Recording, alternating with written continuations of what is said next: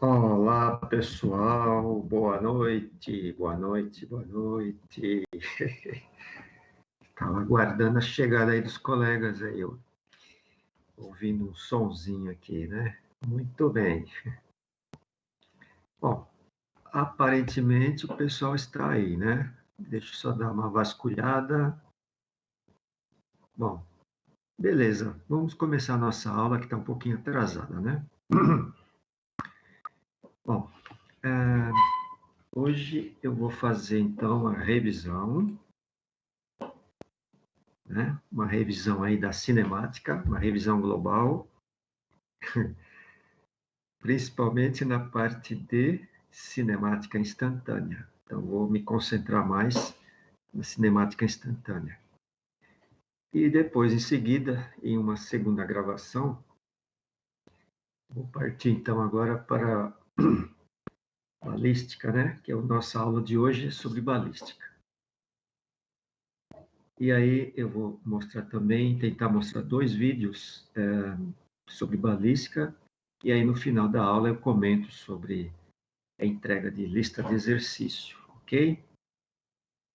É isso aí.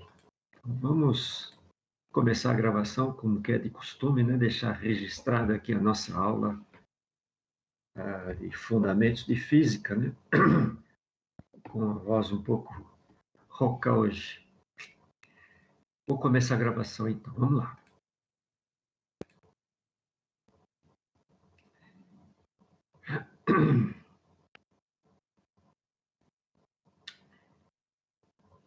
Agora sim, estamos começando nossa aula de fundamentos de física. Aqui o professor Olímpio, e aí do outro lado os colegas fabricantes de jogos do Noturno. Hoje, 15 de setembro de 2021, vou fazer uma primeira gravação, fazendo uma retrospectiva aí da cinemática. Vou passar meio voando na cinemática básica e um pouquinho rápido também, um pouco mais devagar, mais rápido, na cinemática instantânea. E aí eu paro e dou início a uma segunda gravação, tá bom? Vamos começar a compartilhar, então, aqui a primeira transparência, né? Vamos lá.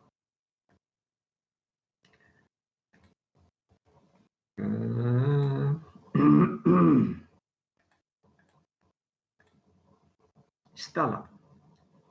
Cinemática básica é o que vocês estudaram no curso médio. Então, digamos assim, todos os alunos de jogos que estão estudando física têm obrigação de saber o que é velocidade média, aceleração média, tá? E aí, para que a gente use, né, isso aqui, eu fiz um exercício que é esse ciclista aí, passando por pontos, né? A partir de x0, vai para o x1, x2, e vai até o x9. Tem um conceito interessante que depois vamos forçar um pouquinho mais sobre energia, né? Energia provoca força e força provoca, então, aceleração dos objetos e dos veículos, né? A primeira pergunta era sobre velocidade média, e aí nossos dados, né? Era posição inicial é 0, posição final é 100 metros. Tempo inicial do cronômetro, 0 segundos. Tempo final do cronômetro, 10 segundos. Juntando tudo isso aqui numa salada só e aplicando a fórmula de velocidade média, chegamos a 10 metros por segundo, que é a velocidade média dentro de um percurso, né? Início da corrida, final da corrida. É uma corrida rápida, né? De 100 metros só, né? Mas para efeito didático, né? esse conceito de velocidade média, ele é bruto, ele é assim, impreciso, na verdade, porque você não sabe o que aconteceu no meio do trajeto aqui. E é isso que nós vamos fazer nesse exercício, né? Aqui está, né, a expressão básica da velocidade média, que nós já explicamos, tá? Que é a variação do deslocamento sobre a variação do tempo.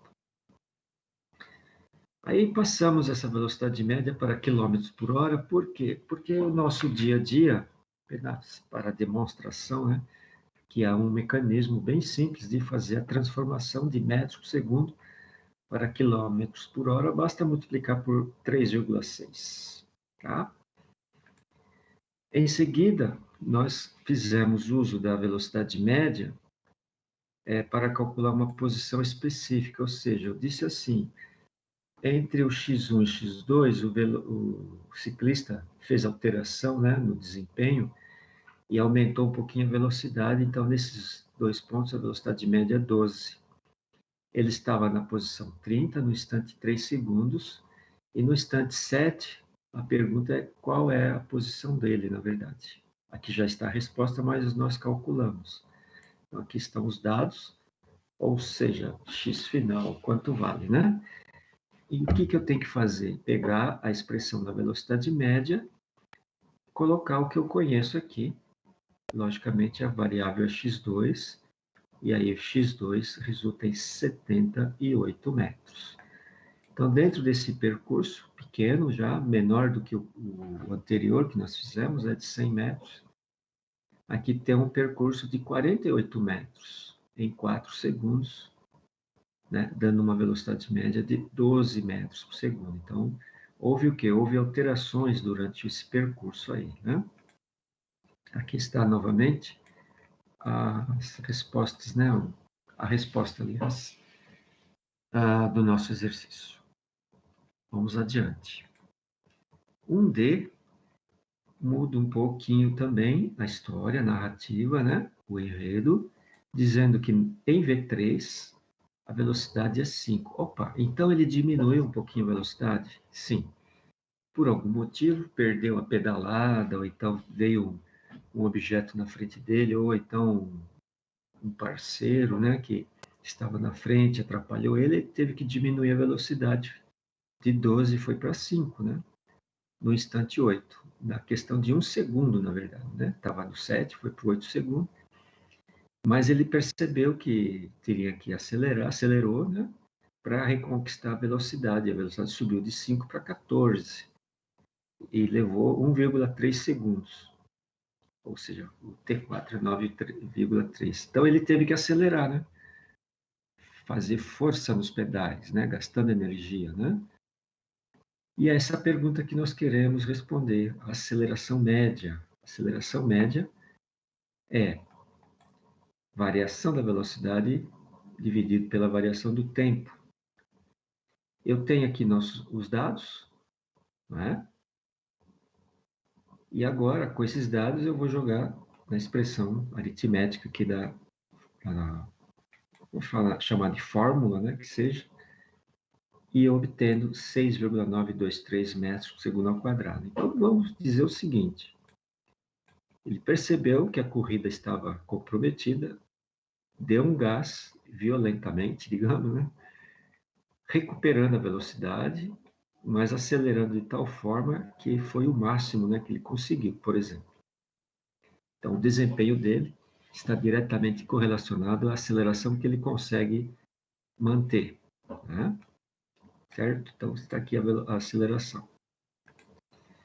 E aqui o nosso resultado, né? Máximo esforço que o atleta consegue na performance aqui.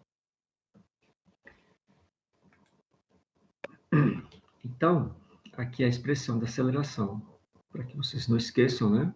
Delta V sobre delta T.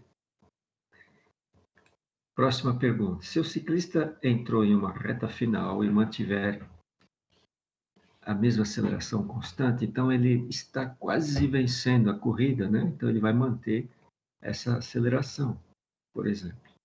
Então, vamos pegar aqui os nossos dados. Está na posição 4, com aquele 14 metros por segundo, no tempo 9,3, tá vendo?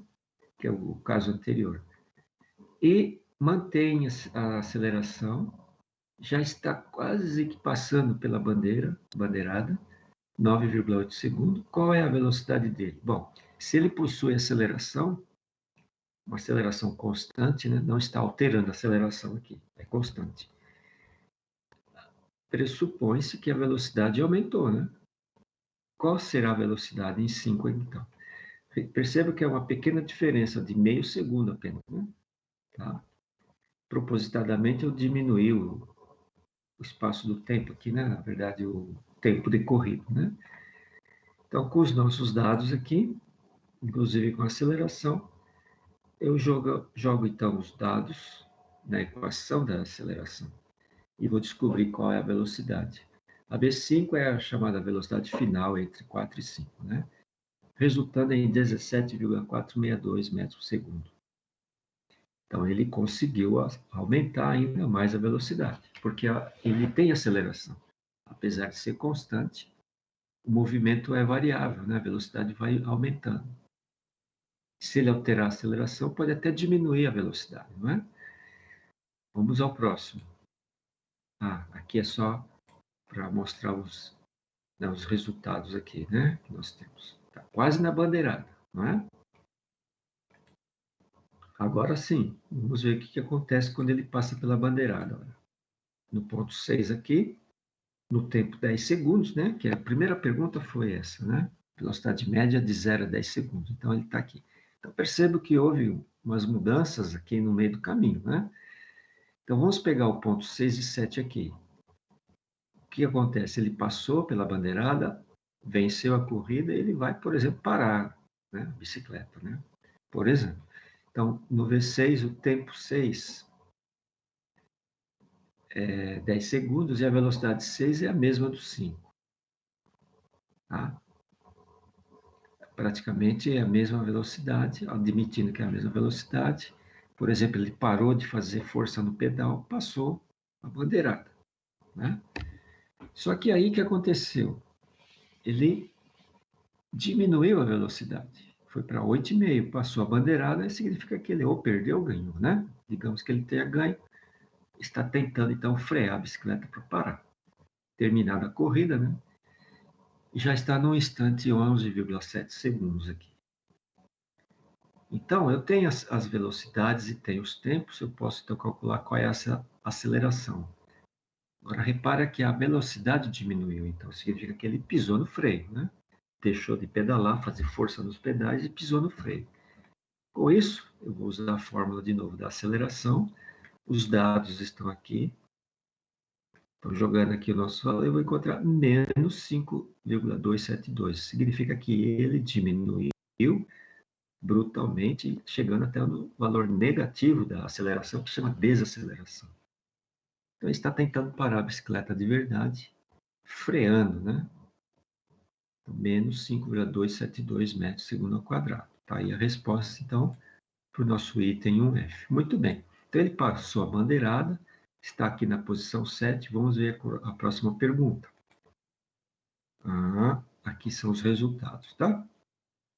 Desaceleração. Tá. Vamos à próxima pergunta, então. Se o ciclista não parar no ponto 7, então ele não parou no 7, vai continuar. Retomando a aceleração e continuar correndo alucinado, então quer dizer, do 7 para o 8, ele retomou a aceleração, ou seja, fez força nos pedais, gastando energia, chegando no ponto 8, já com uma velocidade de 22 metros por segundo, no instante 15 segundos. Então ele demorou aproximadamente, né, do ponto 6 até aqui, 5 segundos, né? Estava no 10 segundos, então em 5 segundos ele começou a perceber que o pessoal gostou da corrida dele, começou então a acelerar de novo, né? E aí ele atingiu o máximo desempenho com essa aceleração, né? Então, vamos ver o que é que eu estou querendo descobrir aqui. Se o ciclista não parar no ponto 7, retomar a aceleração e continuar correndo alucinado, até atingir seu máximo desempenho igual à aceleração média obtida no item D, que é 6,923, chegando dessa forma em x8 no instante 15 segundos. Ele olha no velocímetro, está 22 metros por segundo. Determinar em quanto tempo ele atingirá a velocidade sônica no ponto 9, a partir do 8, né? Velocidade sônica, a velocidade do som, 340 metros por segundo. Então, vamos ver quais são os nossos dados. Velocidade final no ponto 9, né? Vai ser 340 metros por segundo. Estamos com o início dessa nova narrativa em VI, né? V8, 22 metros por segundo. O tempo final é o que eu vou querer saber, o tempo 9. E o tempo 8, 15 segundos que ele olhou no cronômetro e verificou. Que eram 15 segundos, e ele está disposto, né? Está no máximo desempenho dele, aqui com aceleração de 6,923 metros por segundo quadrado. Novamente, vou começar então a resolver partindo da aceleração média, que é ΔV sobre ΔT, colocando os valores aqui, né? A variável é T9 agora. Como é que fica isso? Está complicado, né? Está no denominador, pego esse denominador e jogo para o outro lado. Agora eu pego 6,9, devolvo para o lado direito, e aqui é menos 15, passa para o outro lado mais 15. O que eu fiz? Isolei a variável T9, e agora basta fazer a aritmética fornecendo 60,934 segundos, praticamente 61 segundos. Vamos analisar o que representa, de fato, esses 60 segundos, que é a resposta, né, do nosso exercício, né? Vamos olhar aqui esse gráfico, então. Ele saiu do 8 no instante 15 segundos e chegou no instante, no T9 em 60,9, 61 segundos, né? Praticamente, de 15 até 61 são 46 segundos, né? Tá? Porque esse 60 representa a contagem do cronômetro desde o início, né? Tá? Não significa que saiu do 15 e foi até o T9 em 60 segundos. Significa que esses 60 segundos é a contagem desde o começo da corrida. Então, para ele atingir a velocidade sônica, né, então ele levou aproximadamente 46 segundos. Tá? O Mach 1 é uma vez a velocidade do som. O Mach 2 é 2 vezes a velocidade do som e assim sucessivamente. Essa história de Mach em velocidade aerodinâmica é a seguinte: quando a velocidade excede uma determinada número, por exemplo, 340 metros, né? Ao invés de você ficar passando a aeronave, principalmente, né, em quilômetros por hora ou milhas por hora, o pessoal usa Mach 1, Mach 2, Mach 1,3, assim por diante. E não usa mais quilômetros por hora, porque as aeronaves elas estão com instrumentos a partir desse instante marcando em Mach, né, número Mach, tá? Números fracionários também. E aqui tem toda a história desse exercício, desde o ponto 0 até o ponto 9, com os valores obtidos, né, de velocidade, aceleração, certo?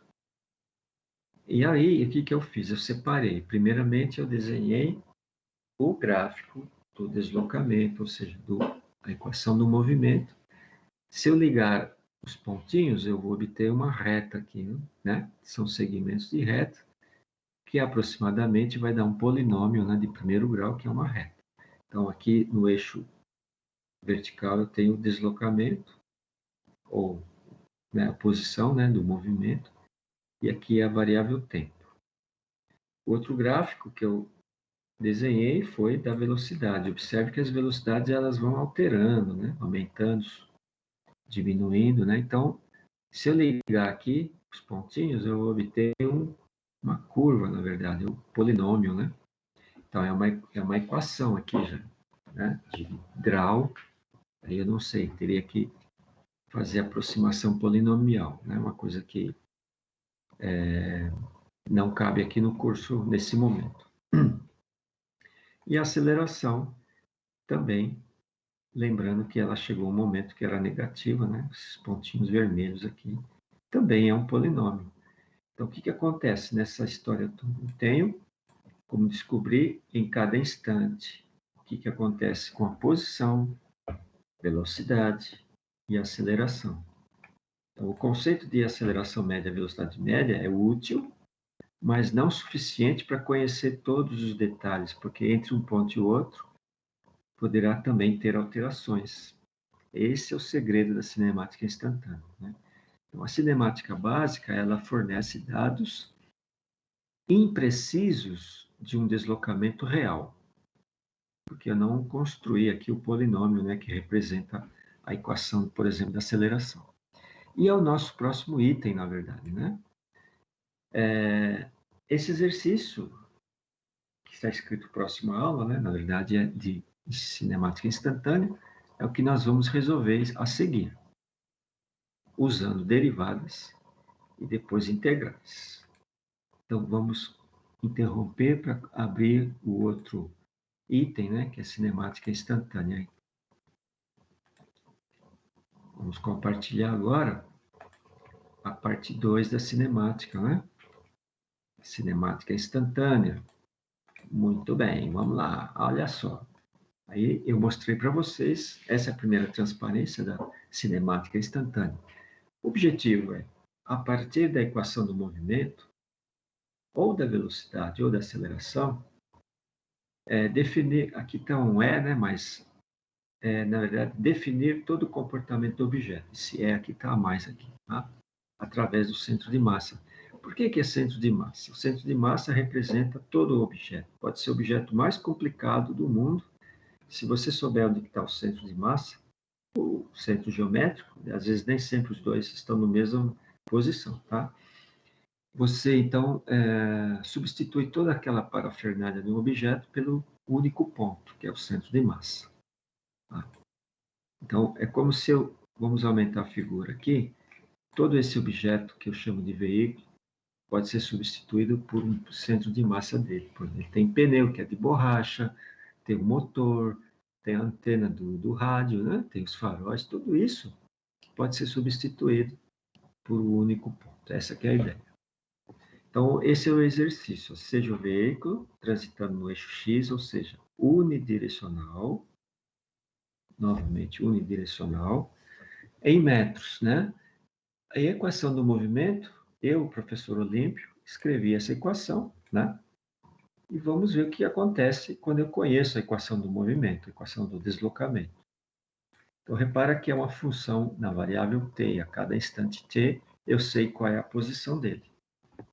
T é dado em segundos e x em metros. Pede para resolver os itens 2A, 2B, 2C. Então, vamos resolver o 2A, 2A, 2B, 2C usando o quê? Usando derivadas. E depois eu vou aumentar um pouquinho a complexidade, explicando um pouco das integrais aqui. Então, vamos fazer o exercício 2A primeiro. Tá? Como é que eu resolvo o problema? O problema é o seguinte. A equação do movimento foi fornecida, por algum motivo conhece-se, né, esse movimento através dessa equação. E velocidade instantânea nada mais é que a derivada da função deslocamento em relação ao tempo. É isso que está escrito aqui. Tá? Então, usando a derivada, escrever a equação da velocidade instantânea. Deixa eu avançar um pouquinho, depois eu volto. Então, o que acontece? Espera um minutinho, deixa eu ver uma coisa. Está faltando uma transparência. Só um minuto que eu vou interromper um pouquinho para dar uma explicação aqui. Um pouquinho mais detalhada que está faltando aqui. Um minuto que eu vou interromper um pouquinho aqui. Só um minutinho aí que faltou um detalhe. Tem uma transparência aí para ser mostrada.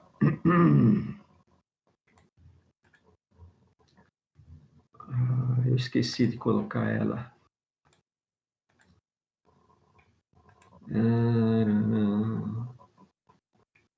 Já já vai aparecer, tá? falha do professor aqui, porque eu esqueci de pegar ela e colocar aí para vocês. Bom, esse é o 2A, né? E aí eu estava nessa transparência aqui, tá certo? Então eu quero usar essa sentença dizendo que a velocidade é a derivada da função deslocamento em relação ao tempo. Muito bem. Ela não aparece aqui, eu não sei por que ela não apareceu aqui, a transparência, por algum motivo. Que estranho.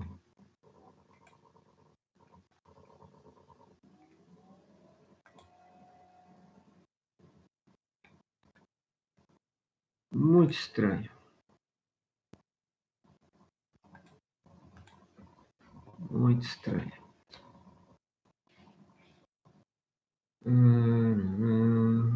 Eu tenho que conseguir fazer isso aí. Espera um pouco.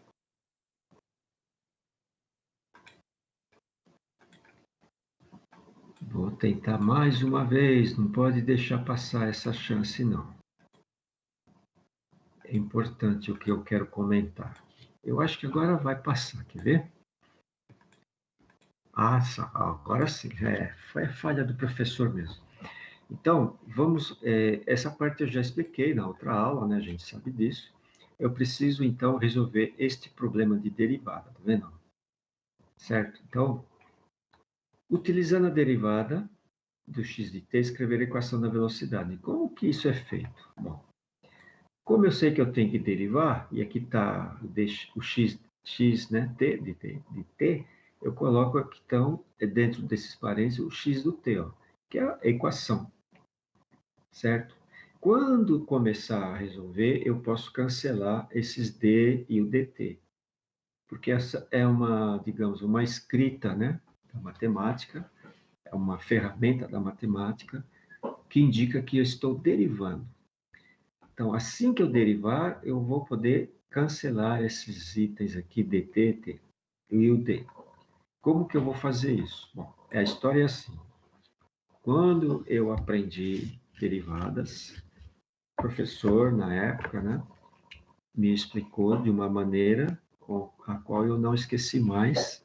Tem um fundamento aí muito importante, não vamos entrar em questão, que é a escrita do polinômio completo, chamado polinômio completo, que isso facilita muito, muito a interpretação de derivadas. Então, eu pego esta função e escrevo ela com um polinômio completo com todos os expoentes. Ele começa no grau 3, passa para o grau 2, passa para o grau 1, passa até pelo grau 0 aqui. Este é o polinômio completo. Tá? E agora, o que eu vou fazer?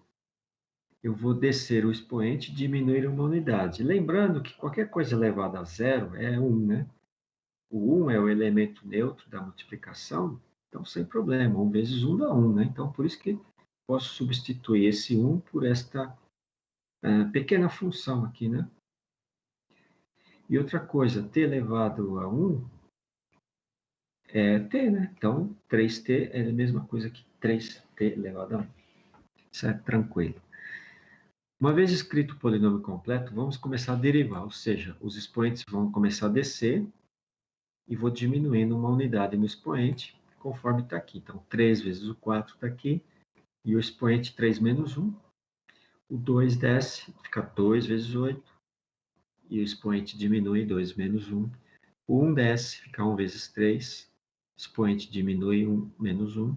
E o 0 multiplica o 1, o expoente desceu, né? E agora subtrai 0 menos 1. Repara que este termo, ele desaparece automaticamente, né?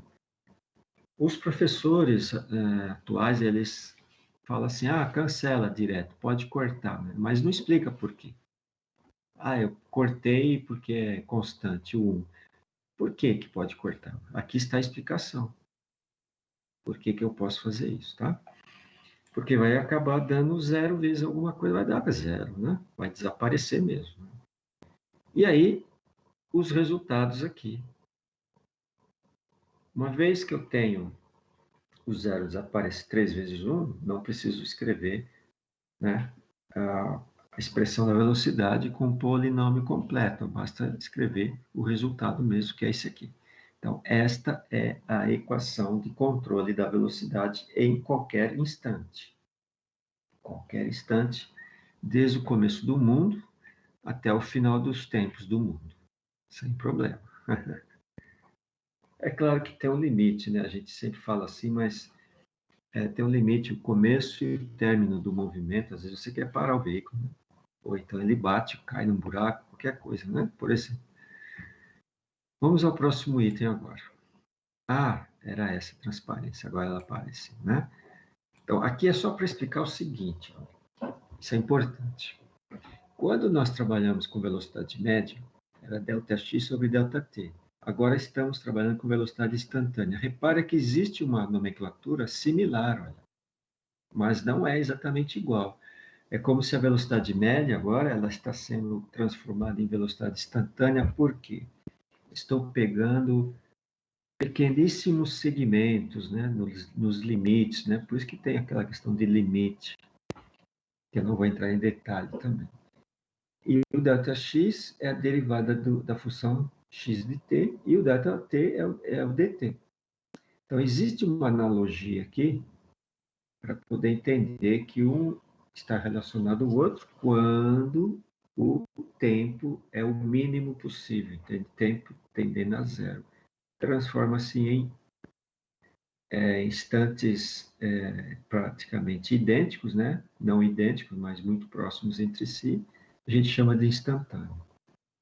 Bom, para derivar é a mesma coisa, né? Só que agora eu vou derivar o que? A velocidade. Aqui está a equação da velocidade. Poderemos cancelar o d depois que derivar, tá? Reescrevo aqui agora o polinômio completo da velocidade e vou começar a descer os expoentes. 3 vezes 4. Aqui o professor aqui esqueceu que essa transparência é equação do movimento ainda, né? Estou falando da aceleração aqui, estou querendo ter pressa, mas não pode ter pressa. Então, derivei, 3 vezes 4, tudo isso já foi explicado, né? Chegando na velocidade aqui, a equação da velocidade.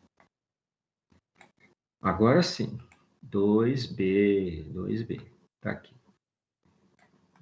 Utilizando a derivada da velocidade, escrever a equação da aceleração. Então, eu vou pegar a velocidade, derivar, né, em relação ao tempo, e dizer que esta é a aceleração, a equação da aceleração.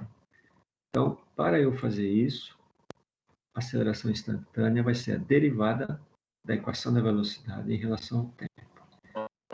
A mesma coisa, vamos escrever o polinômio completo da velocidade, incluindo aqui, né, o t elevado a zero, né? Então, eu tenho o expoente 2, expoente 1 e expoente 0. Sempre diminuindo, chegando ao zero, tá? Agora sim, eu vou começar a descer os expoentes. Então, vai ficar 2 vezes 12, e o expoente fica 2 menos 1. 1 vezes menos 16, e vai dar o menos 1 expoente. 0 vezes 3, e expoente 0 menos 1. Novamente, esse termo aqui, onde tem 0 vezes o 3, desaparece, e acaba ficando somente com os dois primeiros termos. O resultado da aceleração, então, 24t menos 16. Esta é a equação da aceleração. O 2c é o seguinte, eu vou colocar lá um instante t1 qualquer, poderia colocar uma lista de instantes, né? 1,6, 1,7, 1,9, vai, né? Eu escolhi apenas um, né? Se vocês souberem fazer um, sabe fazer qualquer um, né? Eu quero saber qual é a posição, qual é a velocidade, qual é a aceleração no instante t1, 1,6 segundos. Então, eu tenho que pegar a equação do movimento, equação da velocidade, equação da aceleração. Então, repara que o movimento está completamente conhecido, porque eu tenho as equações aqui de controle, né? Então, a primeira coisa é usar o deslocamento. Eu pego, então, substituo, né? Onde eu tenho variável t por 1,6. Então, é uma aritmética, tomar cuidado aqui, né, com os sinais e tal. E a posição, então, vai ser 1,704 metros. No instante t, 1,6. Se eu conseguir fazer para um instante, eu consigo fazer em qualquer instante. Qualquer instante. Então, a equação, ela determina a posição, dependente do tempo, né? A velocidade é a mesma coisa, né? Substituo aqui onde é o t por 1,6, chegando na velocidade 8,12 metros por segundo. E agora só a aceleração, né?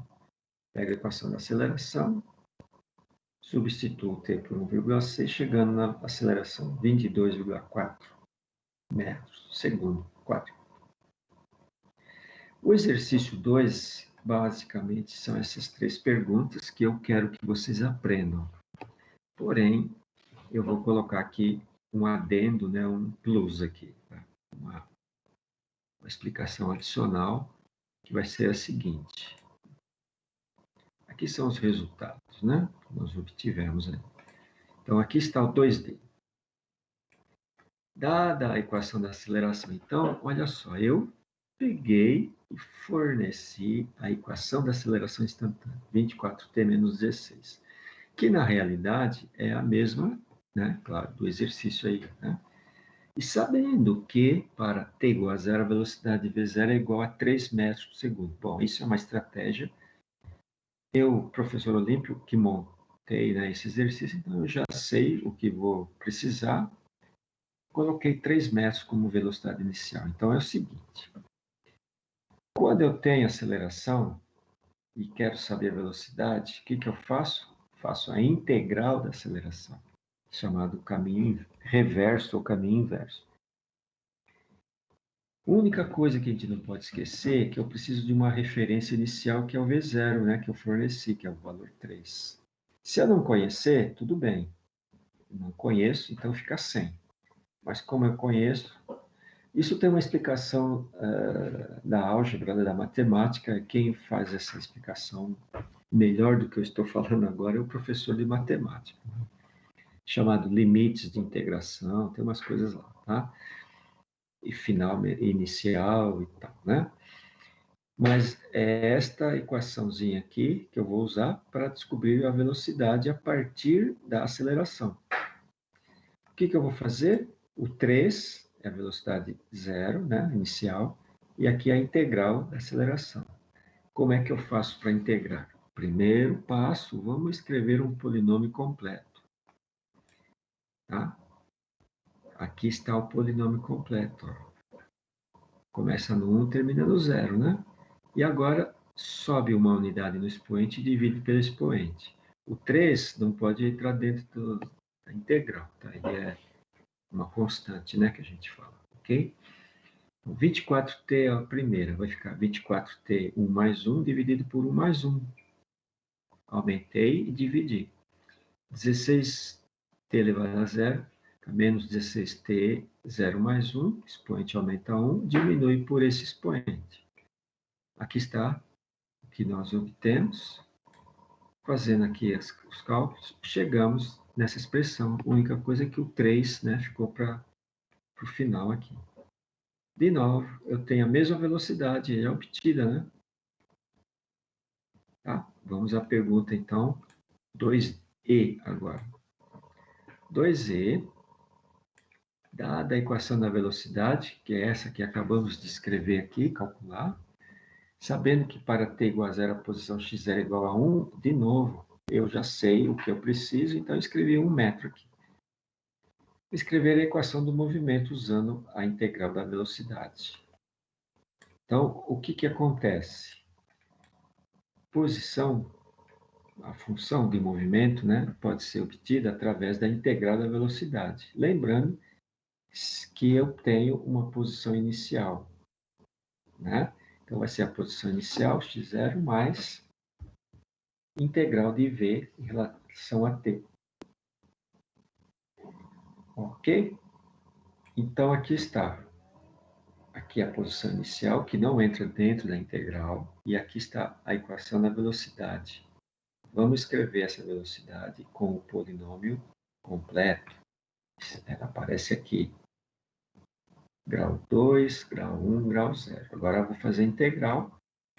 Sobe uma unidade no expoente, divide pelo expoente. O 1 não pode fazer nada, porque é uma constante.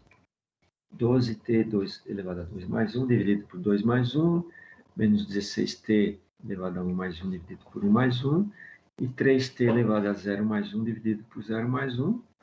Fazendo os cálculos, chego nesta equação, somente jogo 1 para o final. Aqui está a equação do movimento, que nós já conhecíamos, né?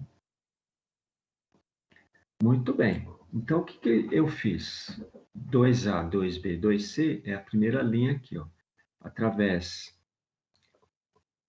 da equação de movimento, eu derivei, apliquei a derivada, encontrei a velocidade. A partir da velocidade, apliquei a derivada, encontrei a aceleração. Agora, com essa aceleração, eu apliquei a integral, encontrei velocidade. Com a velocidade, apliquei a integral, obtive a equação de movimento, né? Do jeito que está aqui. Então, eu andei nesse sentido, depois eu andei no sentido contrário, chegando na origem, né? É assim que funciona. E tem que bater os resultados, viu? Não pode dar falha, né? Senão tem a coisa errada aí, tá? Aí vocês vão fazer esse exercício, né? Lembre-se que isso é 2A, 2B, 2C, tá? Não tem o E, não tem o D, só que a equação muda, né? A equação do movimento é essa daqui, tá? Acabou a revisão. É isso, vou voltar a câmera então aqui.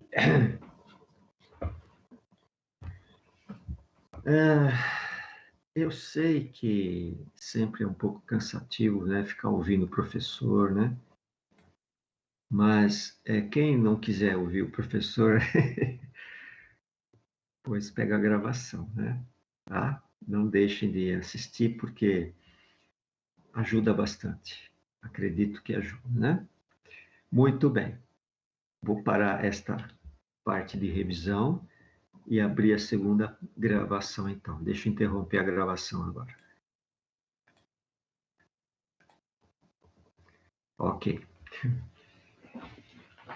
Agora eu vou começar o assunto da aula de hoje, de verdade, né? A aula começa agora, né? Perdão, atraso, não tem problema não, tá? O importante é que haja com responsabilidade, né?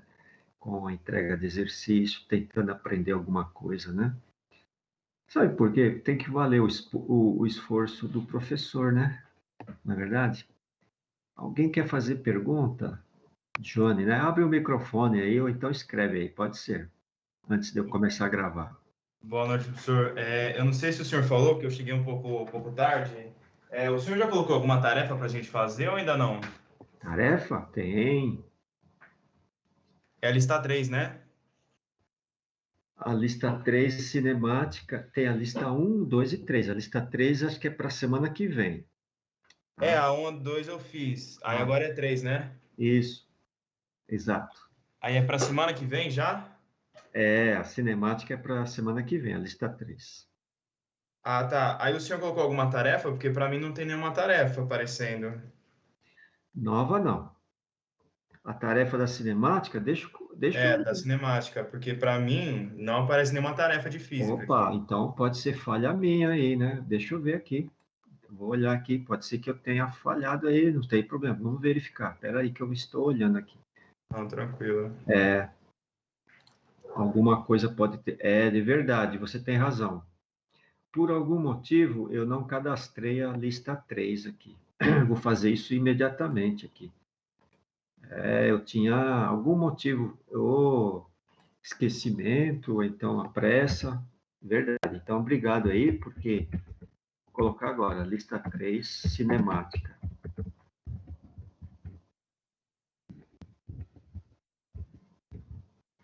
A minha, hein? Então, eu vou fazer o seguinte, eu vou passar uma semana a mais aqui, porque foi falha minha, né? Para sempre deixar um tempo maior para vocês. Então, ao invés do dia 22, eu vou marcar dia 29 aqui a entrega, tá? da lista 3, porque eu acho chato, né, não ter colocado, porque eu vou pôr também a lista 4, a gente joga um pouquinho para frente também. Então, depois vocês deem uma olhada agora, deve estar aí, né? E outra coisa, deixa eu ver os arquivos, né? Se é com... Tenho que colocar os arquivos também, né? Vou já olhar isso aqui para verificar, né?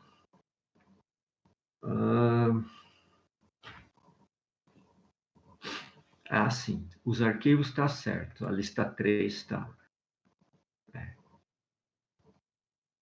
Agora está aparecendo, professor. Tá. Hã? Bom, nos arquivos tinha lá lista 3, né, para entregar, tal, didática para nota, mas não tinha data, né, para entrega. Beleza. Maravilha. Ok. Então, antes de eu apresentar a minha parte, né, didática, vou fazer um teste aí, vou apresentar de outro professor, mas é proposital, sobre balística. Eu quero mostrar 2 vídeos para vocês sobre balística. Eu vou tentar rodar eles aqui, tomara que funcione, né, com vocês. Eu vou abrir o primeiro, vamos ver se ele funciona corretamente, né? Estou ligando ele aqui.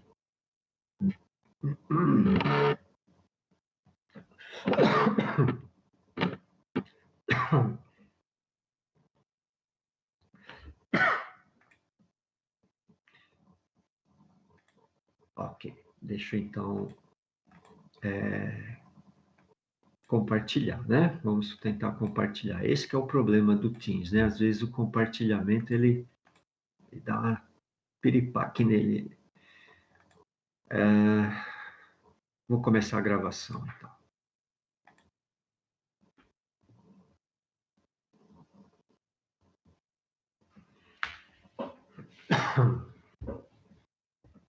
Ok, então, é a segunda parte da nossa aula, do dia 15 de setembro. Agora, vamos falar de balística, e balística, ela envolve cinemática também.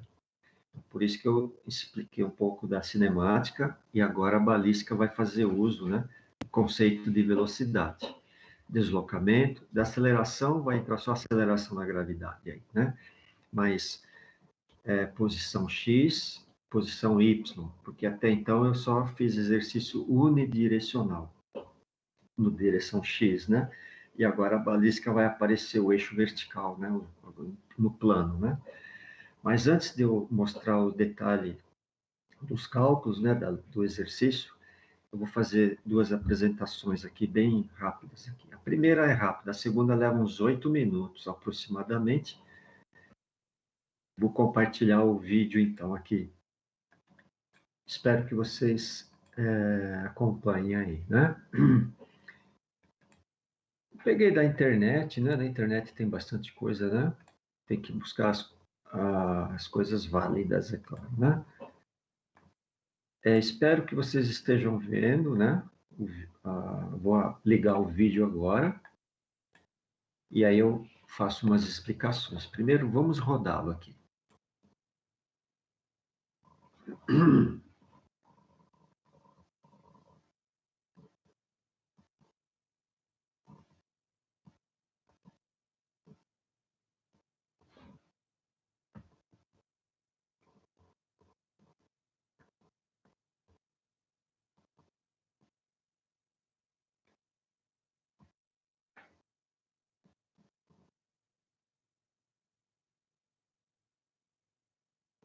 Ok. Agora vou rodar ele mais uma vez, dando umas paradinhas. Então é o seguinte. Aqui está o objeto, a bola. O pé, né, do atleta, né? E o que ele vai fazer? Ele vai impulsionar, né, evidentemente, gastando energia, provocando uma força. Então, ele vai transferir a energia potencial do pé dele para a bola, né?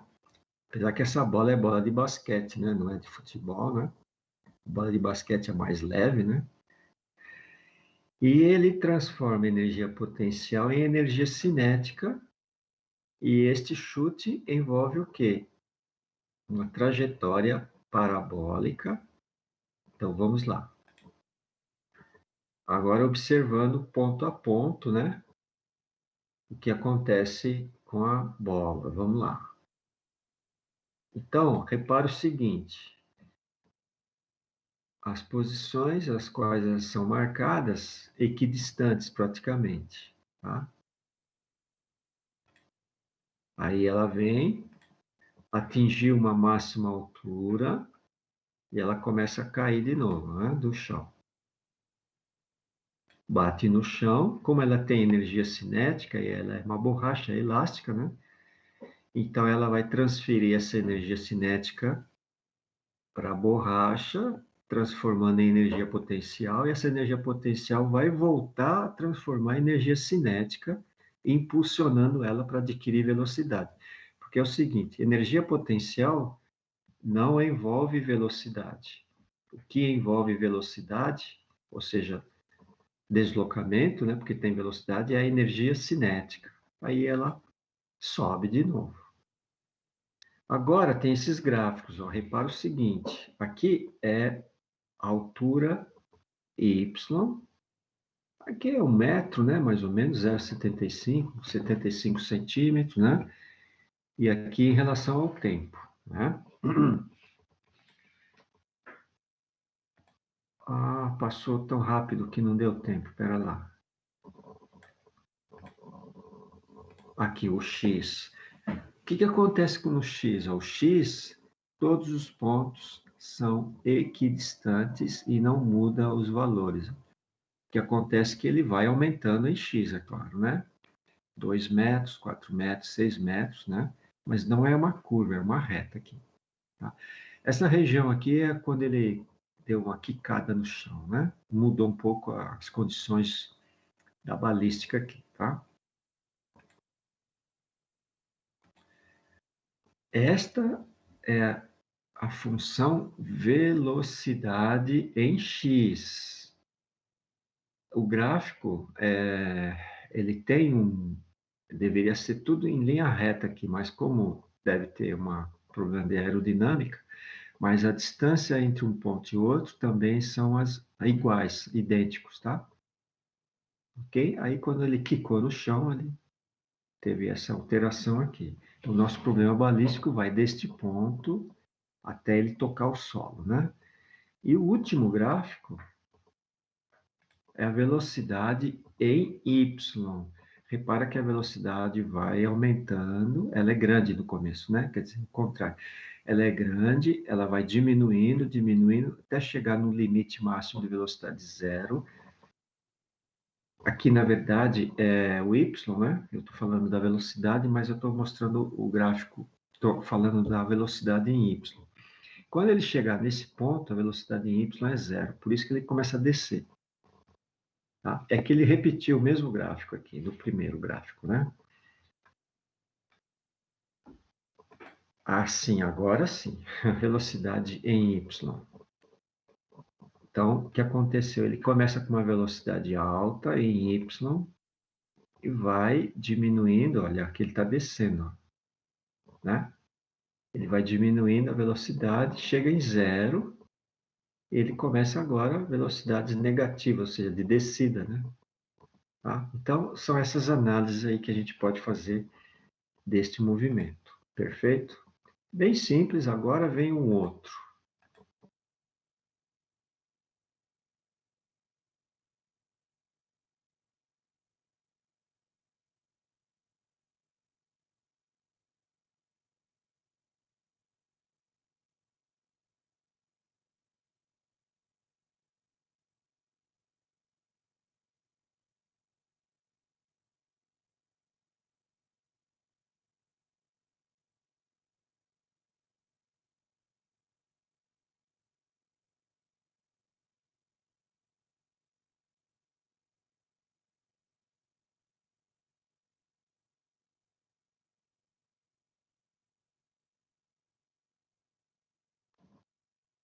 Deu uma travada quando ele terminou de apresentar o vídeo, deu uma travada. Deixa eu voltar a câmera aqui.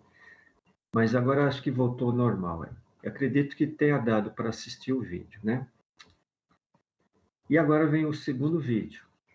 Vamos fazer uma competição de professor aqui. Vou apresentar um amigo meu aqui. Ele vai dar uma explicação primeira sobre balística, depois eu vou dar a minha, né? Vamos ver qual dos dois é melhor professor aqui. É uma prévia, na verdade, né? Vou resolver o exercício de balística depois, então. Deixa eu mostrar, então, o vídeo aqui do lançamento. Ele chama de lançamento oblíquo, vocês vão ver aí, mas é balística, né? É oblíquo, alguns usam uma didática diferente aí. Então, vamos compartilhar este vídeo aqui, segundo vídeo, então.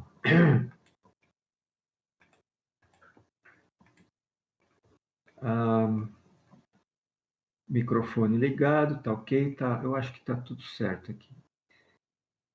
Vou rodar, então, o vídeo aqui da aula de balística ou de movimento oblíquo. Vamos lá. São 8 minutos aproximadamente, tá? O que você precisa saber desse lançamento oblíquo para descobrir exatamente onde o objeto vai cair? Olha, eu criei aqui um cenário virtual onde eu coloquei uma iluminação extensa aqui e que vai deixar uma sombra no chão, tá? Como você está vendo a sombra do canhão e a sombra da cesta aí. Outra iluminação é colocada aqui desse lado para projetar a sombra da bola na parede. Você vai ver enquanto a bola é lançada. Então vamos lá? Então, passando aí. Pronto. Você notou o seguinte, que o movimento é meio rápido, né? É muito difícil você pegar ao mesmo tempo que aconteceu. Mas eu vou facilitar a sua vida. Olha, eu vou colocar a posição da bola a cada instante, em intervalos de tempos iguais. Então tá lá, ó, como se fossem focos, tá vendo? Olha lá. Então, a primeira coisa que você analisa aqui nessa sombra aí embaixo no chão é que as distâncias são iguais. Então, conclusão, primeira conclusão. No movimento horizontal, né, na projeção horizontal desse lançamento oblíquo, é um movimento uniforme. É um movimento que acontece de forma constante. Em compensação, a sombra na parede mostra um movimento que varia, né, a distância. Olha, a distância vai diminuindo até o ponto mais alto, que a velocidade é zero, né, vou até colocar zero lá. E a segunda coisa que você tem que notar é que na descida a bola ocupa as mesmas posições que ela ocupou na subida. Mas eu tenho certeza que você consegue explicar. Olha só. Quando você lança um objeto obliquamente, desprezando aí a resistência do ar, qual é a única força que age nesse objeto? A gravidade, né? E a gravidade age em que direção? Na vertical. Na vertical e para baixo, né? Só isso. Então, como ela age na vertical para baixo, ela não vai agir na componente horizontal, só vai agir na vertical, certo? Então, é por isso que na vertical ocorre esse movimento. Então, na vertical é um movimento uniformemente variável. E aí, quando eu quiser estudar qualquer coisa dessa trajetória parabólica, né, que essa bola vai sofrer, né, no lançamento, e olha, eu estou falando de bola, mas pode ser o atleta fazendo um salto à distância, pode ser alguém arremessando o peso, enfim. Sempre que você lança obliquamente o objeto, vai acontecer isso, uma trajetória parabólica, e eu posso analisar através dessas componentes, né, dessas sombras, que fica mais fácil. Aí você pode até falar, mas como é que eu vou ficar analisando sombra? A matemática tem uma saída para isso, quer ver? Primeiro, olha, vamos considerar a velocidade de lançamento como V0. Vamos chamar de V0 a velocidade do chute na bola que você deu, por exemplo. Né? Muito bem. O que a gente pode fazer é o seguinte, eu vou decompor essa velocidade em duas parcelas, V0x e V0y. São os dois pedaços, né, entre aspas, da velocidade. Aí é o seguinte, você nota que na hora que eu faço a decomposição, eu tenho aí um triângulo retângulo, né? Onde aquele ângulo de lançamento, né, o ângulo entre o vetor de velocidade e a direção horizontal, eu vou chamar de θ. Ok, então olha só, a primeira coisa que eu vou fazer é o cosseno. Lembra disso? Um triângulo retângulo, cosseno de um ângulo, é o cateto adjacente, tá vendo? V0x, sobre a hipotenusa. Se eu passar o V0 multiplicando, o V0x vai ficar V0 cosseno de θ. Então, eu já vou até colocar lá. Tá vendo? Aquela parcela horizontal da velocidade, aquele pedaço horizontal, sempre vai ser a velocidade inicial vezes o cosseno desse ângulo. E aí, o tempo inteiro, a componente vai com essa velocidade, certo? Não muda. A mesma coisa agora, o mesmo raciocínio, se eu usar o seno. Olha, seno de θ é cateto oposto, né? Note que nesse triângulo, o cateto oposto é o tracejado aqui, mas ele tem o mesmo tamanho do V0y. Então vai ficar V0y sobre V0. Se eu passar o V0 multiplicando, V0y é V0 seno θ. É colocar lá. Só que esse V0 seno θ, ele vai ser alterado pela gravidade. Você viu isso? Ok? Então, esse vai ser alterado pela gravidade e esse V0x não vai ser alterado. Ótimo. Agora acontece o seguinte, qualquer coisa que eu queira saber desse movimento parabólico aí que você está vendo, esse lançamento oblíquo, você obtém através dessas projeções. Muito fácil. Então, por exemplo, vamos supor que você queira saber o tempo que essa bola demora para chegar no ponto mais alto, o tempo de subida. Olha que simples. Você sabe a velocidade no ponto mais alto, sabe? É 0. Então, olha o que a gente vai fazer. Eu vou pegar a expressão da velocidade no movimento uniformemente variado, essa expressão aqui, e no ponto mais alto a velocidade é 0. Eu substituo lá por 0. O V0, a velocidade inicial é o V0y, V0 seno de θ. A gravidade é a aceleração, nesse caso, só que assim, como a aceleração tem sentido oposto à velocidade inicial, e eu adotei a velocidade inicial V0y positiva, vou colocar lá para a gravidade menos g. Então vai ficar menos g, tempo de subida, e aí substituindo aqui, né? Olha aqui a expressão, vou colocar aqui em cima. Tempo de subida é V0 seno θ sobre g. Entendeu? Tranquilo. Eu analisei essa componente vertical e descobri o tempo que demora para subir. Se eu quiser o tempo total, é simples. O movimento não é simétrico, basta multiplicar esse resultado aí por 2. 2 vezes V0 seno de θ sobre g. Ok? Mas vamos para o objetivo aqui do nosso raciocínio, que é descobrir esse alcance aqui. Bom, isso aqui é fácil, né? Porque é movimento uniforme. Vou fazer o seguinte, em vez de pegar essa outra equação aqui, ó. Muito bem. Aí você vai falar, pô, mas peraí, essa equação aqui é do movimento uniformemente variado, não é isso? Acontece o seguinte, eu posso usar no movimento uniforme também, porque a aceleração do movimento uniforme qual que é? É 0.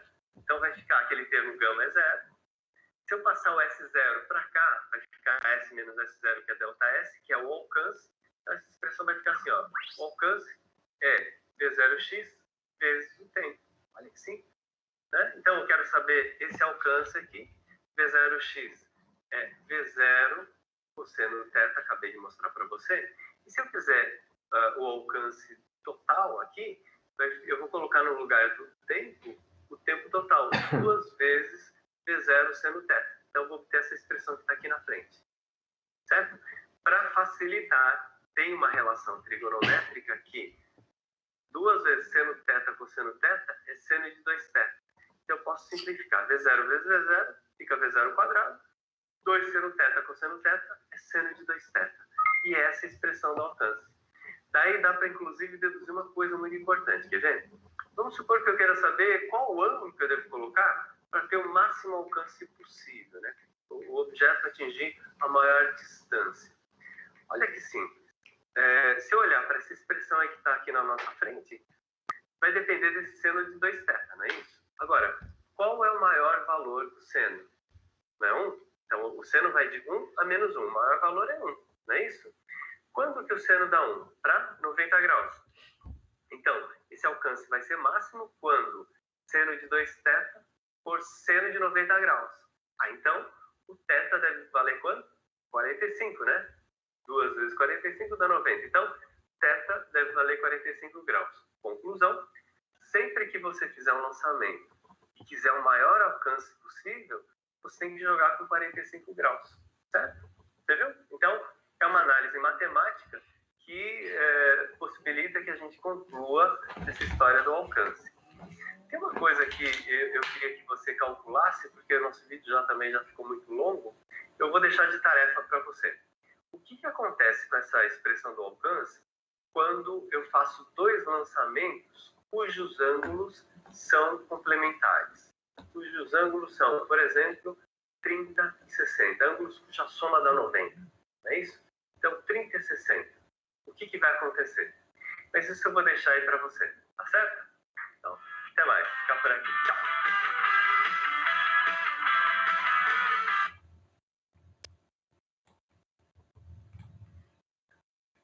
Ok, vamos voltar agora à nossa câmera aqui. Ok, deixa eu ver aqui. Amanda, parece muito que acontece no Angry Birds. É constante em relação ao ambiente perfeito, não é? Com o vento tudo muda, não é? Ok, sim. Joga o lançamento do porco, né? Tem aqueles jogos lá, mas é exatamente isso. Agora é o seguinte. Vou fazer a minha apresentação, ela é um pouco diferente, né, desse professor aí, e tem algumas informações adicionais também, mas é o mesmo conceito. Repara que ele falou da sombra horizontal, da sombra vertical, isso tem uma explicação aí, que eu vou tentar esclarecer melhor para vocês aí. Ok, vamos pegar então agora as transparências da balística, conforme eu montei então para vocês aí. Como eu não tenho recursos igual do nosso amigo Sadal aí, né? Eu vou fazer com as minhas transparências estáticas mesmo aqui, tá? Vamos lá, primeira transparência já vai chegar aí.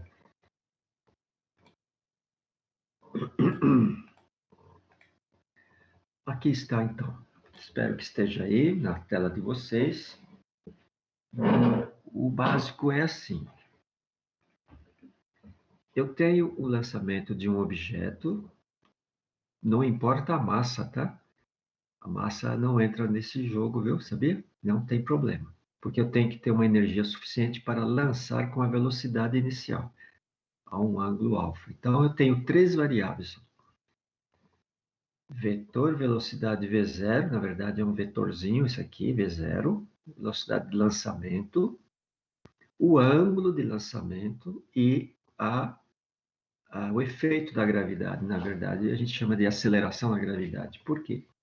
Se não tiver esse efeito da gravidade, você lançaria o objeto, ele iria subindo, subindo, e ia para o infinito, né? Então, a gravidade vai forçar o objeto a voltar para o solo, né? E ele pode cair em um nível diferente do que eu lancei, pode ser mais para baixo, pode ser mais para cima. Então, exatamente, propositadamente, eu coloquei o local do impacto diferente do nível ao qual ele foi lançado. Por quê? Porque, na realidade, esta curva, essa parábola, né, essa linha, né, esta função, ela continua, entende? Ela vai embora, vai lá para outro lugar. A mesma coisa do lado esquerdo, ela estaria continuando aqui. Pode ser que o lançamento tenha sido aqui embaixo. O que importa é o estado inicial aqui de lançamento e o estado final aqui, local de impacto para nós. Ok? E como fazer isso, né? Então, essa é a ligeira diferença que nós vamos usar aqui.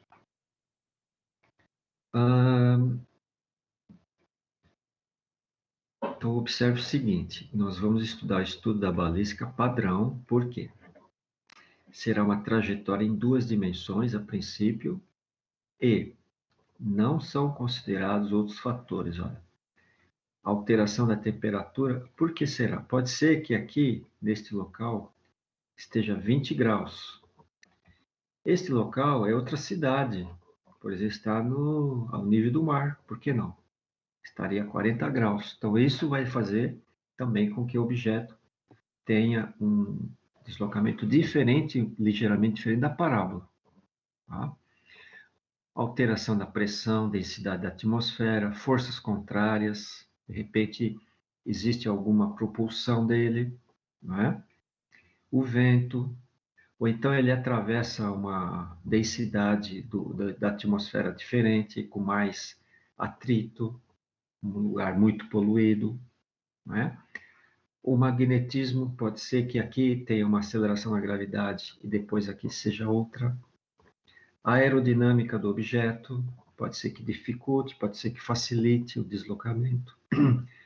O atrito, né, com o próprio ar, rugosidades superficiais do objeto, porque causa turbilhonância, né? Turbilhonamento, desculpa. A palavra certa é turbilhonamento, ou turbulência, né?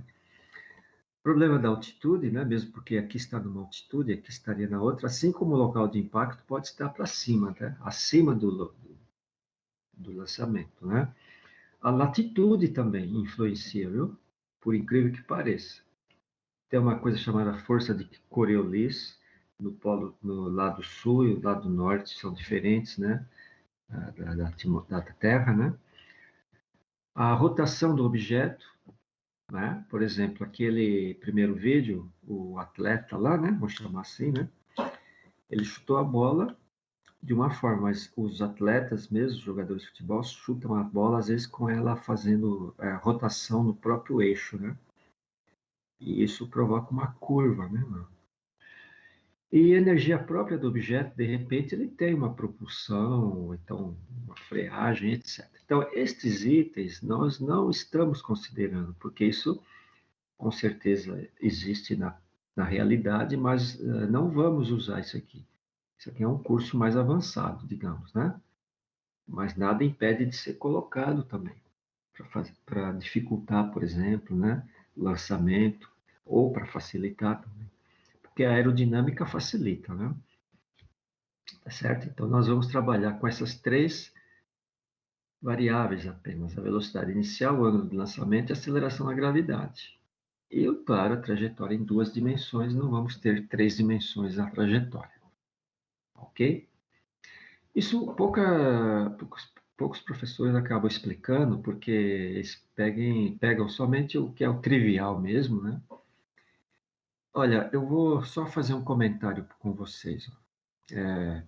Comentário aqui do professor Olímpio, né? Vai ficar gravado, mas não tem problema não. É o seguinte, eu sou engenheiro mecânico, né? Já falei. Eu trabalhei como engenheiro de armamento, tá? Munições de grosso calibre, munições antiaéreo, munições autoexplosivas, né? Para derrubar a parede, né? Coisas de militares, né? E essas variáveis aqui, ó, elas são consideradas na balística, digamos, balística da guerra ou militar. Tá? Quando você faz um lançamento de um míssil, então essas variáveis nós consideramos, né? Tem umas tabelas as quais nós trabalhava, né? Agora não trabalho mais. E essas variáveis são, sim, consideradas, tá? Só que é bem complexo, né? Um pouco mais avançado. Aí quem quiser estudar isso tem que buscar as informações. Normalmente tem trabalhos publicados no campo militar, né? Principalmente americano. Essa história começou com o advento do canhão, né? Na época de Napoleão Bonaparte, eles começaram a fazer tabela de tiro, né? Envolvendo essas variáveis. Por isso que houve a necessidade da mudança do paradigma do cálculo, né? Porque não existia computadores, né? Evidentemente, né? Em Napoleão. Então, eles tiveram que fazer algum tipo de procedimento para fazer esses cálculos aí, que são as tabelas. E também escalas de logaritmo, de trigonométrico, etc. Mas deixa para lá isso tudo. Vamos continuar na nossa aula básica, né? Ok. Bom, estudo da balística, então, só vai depender dessas 3 variáveis. Só eu já coloquei aqui o objeto, o local do impacto ligeiramente acima, né, do eixo X aqui de onde ele foi lançado. E lançaremos o objeto e analisaremos sobre o contexto, né, do eixo X e do eixo Y. Né? Agora estamos com 2. Agora é bidirecional, né? Tá? Mesma coisa aqui. Então, vamos voltar ao padrão. Como aquele professor lá, o Sadal, ele fez isso, né? Vamos colocar o local do impacto no mesmo nível do local de saída aqui. para facilitar ao máximo o nosso estudo, tá? Mas nada impede de você também mudar aqui. Pode ser que seja um prédio muito alto, pode ser que seja lá na praia, né? Assim por diante, tá? Então, está aqui o desenho simplificado do nosso estudo agora. O que nós vamos ver em primeiro lugar aqui? Nós vamos determinar máxima altura correlacionada à posição XA e YA, que são as coordenadas do ponto A. E o ponto B? Bom, em primeiro lugar, esta curva é uma parábola, então ela tem simetria. Então, neste exato eixo aqui é o eixo da simetria. Significa que o lado direito está aqui, e o lado esquerdo são perfeitamente idênticos. Então, o x do B é 2 vezes o x do A. E o y do B? Bom, o y do B é zero, né? Porque a altura aqui é zero, né? Ele lançou na altura zero, vai chegar na altura zero aqui. Por isso que eu estava comentando, né? Local de impacto ser fora do eixo X aqui, tá? Muito bem. Aí o professor vocês devem lembrar, ele fez esse comentário, ó. Quando o alfa 45 graus, o alfa que está aqui, ó, é onde ocorre o máximo alcance, ou seja, o x do B é o mais longe possível que você consegue atingir. Então, quando você vai dar um tiro de canhão, a arma ela tem que estar inclinada ao máximo alcance, o obus, na verdade, né? Qual a diferença entre um canhão e obus, né? O obus é um tipo de um canhão, né? O canhão, o tiro, ele é muito extenso, ou seja, de 2, 3 quilômetros, e essa altura aqui é praticamente zero, ou seja, às vezes é 1 metro, meio metro. Tá? E o obus é aquele tiro balístico, este que nós estamos analisando. Você dá um tiro aqui, por exemplo, aqui numa região aqui, por exemplo, Carapicuíba, para acertar o alvo lá em Osasco, por exemplo.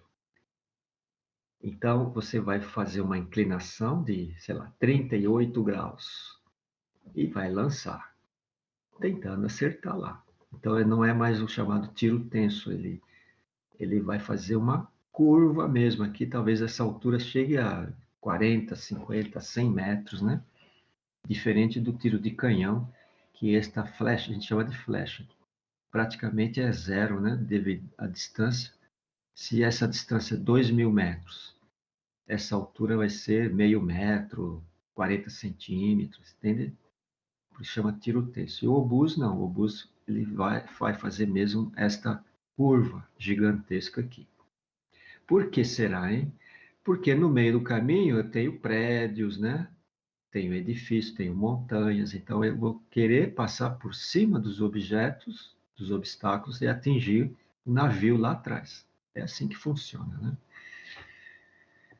Então, 45 graus é o máximo alcance. Então, você inclina a sua flecha, o seu estilingue, né, que seja 45 graus, você vai chegar no máximo, na máxima distância, tá? Bom, para eu atingir o ponto A, eu vou ter um tempo de subida. Então, atirei, chegou no A, tempo TA. Ele vai começar a descer, chegar no B, só que o TB vai ser 2 vezes o TA, porque é perfeitamente simétrico, né? Então, mais uma característica aqui. Outra coisa que vocês precisam ter conhecimento. Esta velocidade V0, na verdade, é um vetor. Então, esse vetor V0 tem duas componentes na direção X e na direção Y. Sendo que na direção X, é como se a sombra do objeto estivesse em uma velocidade constante. A velocidade aqui não muda. Agora, em Y, o professor do vídeo ele falou que a velocidade é variável aqui. Ela começa alta, vai diminuindo, diminuindo, diminuindo, diminuindo, chega no zero, que é nesse ponto. Chegou no zero e não tem mais impulso para subir. não tem mais energia cinética para subir, daí vai começar a descer. E aí ele vem descendo. O que acontece? A velocidade era zero e começa a aumentar, só que é para o negativo aqui, né? Até chegar no impacto. Então, nesse ponto, a velocidade aqui, nesse ponto é zero, de subida, de y. Em x, não. X não é. Tá? Se fosse zero em x, ele pararia aqui, cairia, né? Bem aqui, né? Mas não é isso que acontece, né? Ele continua caminhando aqui, né? Na curva, né? Aqui está a explicação, então, que eu comentei, né? Em A, a velocidade é zero, porque ele para de subir. E em B, a VB é zero também, porque dá um impacto aqui, né? Parou, né? Ele transforma a energia cinética toda em energia potencial aqui.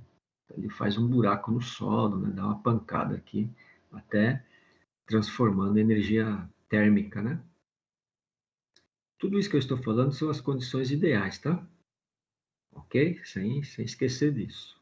Então, temos várias coisas já aqui, ó. Olha só, quanta coisa já foi comentada, né? Aí tem mais um detalhe. Observa que isso aqui é uma parábola. Então, eu vou fazer com que esta parábola seja escrita de forma que o y é uma função de x. Vocês vão ver que vai dar a equação do movimento. Só que para isso, antes, o objeto está em deslocamento, né, em x e y, né? Eu vou escrever a equação de deslocamento em x, porque eu tenho a velocidade e tenho o deslocamento em x. Mesma coisa em y, tenho a velocidade e vou ter também o deslocamento.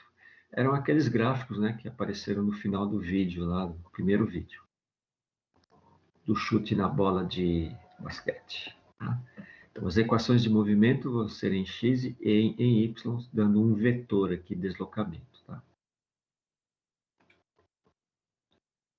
Aí, quanto à relação da parábola, a parábola ela é escrita ax² mais bx mais c.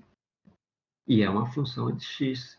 Então, essa parábola, eu posso relacionar cada x do ponto, a um y do ponto aqui, através da equaçãozinha da parábola. Cada x eu tenho um y. Né? Parábola nós já conhecemos, a equação do segundo grau. A característica dessa parábola é que esse coeficiente c é zero. Por que será que ele é zero? Bom, a explicação mais trivial que eu posso dar para vocês é que uma das raízes é no 0, 0 aqui. Ó. Isso caracteriza o desaparecimento do valor do C aqui. O C é zero, tá? E a outra raiz é exatamente aqui, né? Tá? Essa é outra raiz da parábola. Né? A parábola é de boca para baixo, com duas raízes. Uma na origem e outra no XB. Ok. E vem agora o famoso exercício. Exercício de balística, então. A atiradora lança uma bolinha de borracha com uma bazuca com um ângulo de 30 graus, velocidade inicial 30 metros por segundo, em um local com aceleração da gravidade 9,8 metros por segundo quadrado. Considerando o movimento balístico e usando os eixos x e y, pede para resolver os itens a seguir. Vamos ver aqui o fenômeno, então, primeiro. A bazuca, ela tem, por exemplo, uma mola, ou então uma pressão, ou então mesmo a propulsão por pólvora que seja. Então, se for pólvora, ela vai transformar a energia térmica em energia cinética. Se for uma mola, ela vai transformar a energia, digamos, potencial da mola, né? Energia elástica da mola, jogando a bolinha, né? Que ela vai, então, transformar a energia potencial em energia cinética também. Tá? Quanto à velocidade v0, como é que se descobre qual é a velocidade zero? Eu posso afirmar para vocês o seguinte: existem instrumentos que detectam, nós usávamos lá no campo de teste, né, um instrumento onde ele acusava a velocidade de saída aqui da boca da arma. Tá? Então dá para ter esse valor. Ok? E o ângulo é tranquilo de ser determinado. Né? Então é isso. Agora vamos resolver os itens, então. Para resolver, vou fazer um pouquinho diferente daquele professor lá. eu vou usar estas fórmulas aqui, ó. Todas elas estão aqui, as quais nós vamos usar. Passo a passo, elas vão aparecendo aí para vocês, tá? Beleza? Depois, se tiverem dúvida, basta voltar nessa transparência aqui. Então, essas são as fórmulas da balística. Tem algumas coisas ligeiramente diferentes do que o professor comentou lá, mas funciona igual, tá? Por exemplo, essa daqui. Ele usou uma relação da trigonometria que é um pouco diferente dessa daqui, mas dá certo também, tá? Primeira pergunta, escrever as equações da velocidade no eixo x e y, tá? Então, vai ser as respostas aqui. Vamos lá. Como é que eu faço isso? Velocidade é um vetor, onde eu tenho Vx e o Vy. Para entender isso aqui, eu vou voltar um pouco lá atrás. Vamos voltando. Vamos voltando, voltando. Aqui já dá, olha. Então, o que eu quero descobrir? Eu tenho isso aqui, o valor do V0. Vou descobrir este x, esse vetor em x, e o vetor em y. Tá? Em x, a velocidade vai ser constante. E em y, a velocidade é variável. Tá? Vamos lá. Então, estamos aqui. A primeira fórmula é V0 cosseno alfa, que vai fornecer Vx. Tá? O Vx é o cateto adjacente, então usamos cosseno. Né? E o Vy vai ser V seno alfa, que é o cateto oposto. Então, é em y, né? E menos gt, ou seja, aceleração vezes o tempo. Aceleração da gravidade. O ângulo é 30 graus, então em Vx vai dar 25,98, e a constante, movimento uniforme em x. Interessante. É a sombra do objeto, né? A sombra no solo, né? Agora, em y, como a velocidade é variável, que olha só o que acontece. Vai ficar 15 menos 9,8t. Então, é uma variação em relação ao tempo aqui. Tá? As respostas estão aqui em cima, né? Tá? Então, a primeira é movimento uniforme, constante a velocidade. E aqui não, a velocidade é variável. Ela começa alta, vai diminuindo, depois para, depois começa a cair o objeto, ele começa a aumentar a velocidade de novo. Tá? Então, é um movimento uniformemente variado em y. Agora, aqui as respostas, só que aqui eu mudei, olha, eu coloquei o 15 para o outro lado aqui, ou seja, eu montei um polinômio, né? Pequeno polinômio aqui. Tá? Então, a velocidade é componente em i e em j. Então, em i é o Vx, e em j é o Vy, tá? Variável aqui. Agora, 1b, escrever as equações do movimento em x e em y. Então, vai ter aqui, ó. Então, vai ser duas equações dependentes do tempo, porque o movimento, né, pode ser controlado instante a instante. Vou voltar um pouquinho para mostrar para vocês uma coisa, antes de eu resolver. Quando eu falei de cinemática instantânea, eu fiz umas integrais lá. Eu integrei a velocidade e obtive deslocamento, lembra? Então, eu tenho velocidade aqui, ó. Se eu integrar o Vx, eu tenho deslocamento em x. Se eu integrar o Vy, eu vou ter o deslocamento em y. E é exatamente isso que acontece. Só que o professor, como ele está, o outro professor, né? Ele está dando aula para um curso mais básico, né? Então ele não fala desses casos, né, da integração, tá? Que é exatamente o que acontece, olha. O deslocamento em x, se vocês fizerem a integral, chega nesse resultado aqui, tá? Mas não vamos pensar nisso. Então a equação está pronta, vamos aplicar ela direto. Então o que acontece? Deslocamento, aqui eu coloquei em x, mas é o vetor x que envolve x e y, tá? Devia ser a letra S aqui, mas aí acabei esquecendo. Então, eu tenho o Vx que está aqui, e aqui é o Vy. Tá? Então, a equaçãozinha do Vx, deslocamento em x, é essa. V0 cosseno alfa vezes o t, resultará em 25,98t. E em y, né? Se eu integrar a velocidade em y, eu obtenho esta expressão aqui. Ó. Então, o deslocamento em y vai ser V0 seno alfa t menos meio gt quadrado. Colocando os valores que eu conheço, eu chego nesta funçãozinha aqui do segundo grau. Tá? Elas estão escritas aqui. Só vou mudar a ordem, né, do 15t e vou jogar para lá, fazendo aparecer aqui o resultado. Olha. Tá? Então, aqui é o deslocamento em x, a equação do movimento em x, e aqui a equação do movimento em y. No exercício de cinemática, nós trabalhamos somente no eixo x, né? Agora estamos trabalhando em 2 eixos, tá? Não vai esquecer disso, tá? E aqui o que está acontecendo, né? A cada x, então, eu tenho um y correspondente também, a cada instante, na verdade. Então, se eu jogar um t, valor de t aqui para 1,4 segundos, eu vou ter um x do p e um y do p correspondentes a esses pontos aqui. Então, o vetor deslocamento também pode ser escrito na direção y e na direção j, né? Mesma coisa, que é a velocidade, tá? Próxima pergunta, máxima altura em metros que a bolinha vai atingir, chamada de YA ou H, né? A altura. Então, o YA ou Hmax, né? O H máximo, né? A altura máxima é V0 quadrado seno quadrado de alfa dividido por 2G.